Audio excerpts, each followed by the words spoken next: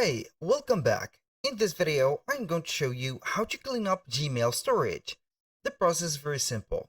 So we are going to head over our inbox for Gmail. The first thing that we need to do is to head over the settings. In the most cases, you are not going to have the updates set up in here. And the update is going to be here relieving all the emails that are repetitives. So if it is not going to be an important emails, you're going to see it on the updates. How we can enable the updates? So we are going to click on here on the settings or the gear icon, click see all the settings, and from here, we're going to head over the inbox from these settings. Now, you're going to see that we have the primary, the promotion, the social, updates, and forums. If I go ahead here and untick the updates and click on save changes, you're going to see that we are going to have here an unorganized inbox, and we have here the number, as you can see, set up to 510, and it was 131. That means that it is not highly, let's say, organized. So we are going to click on all settings again. I'm going to add for the inbox, the updates, and the forums.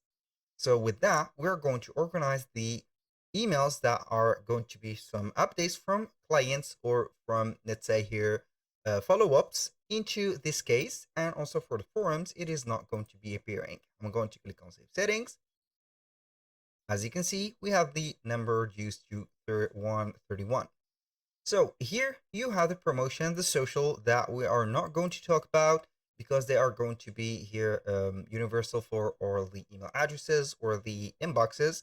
You are going to add the updates and forums in case that you are going to have some forums accounts or newsletters. Now, from here, as you can see, we have here only normally the, as you can see, the AliExpress and some other, let's say here, email senders that we have already checked.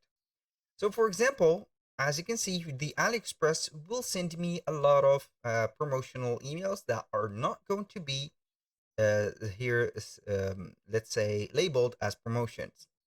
So we're going to click on the right button of the mouse, and then we're going to click on Find Emails from AliExpress.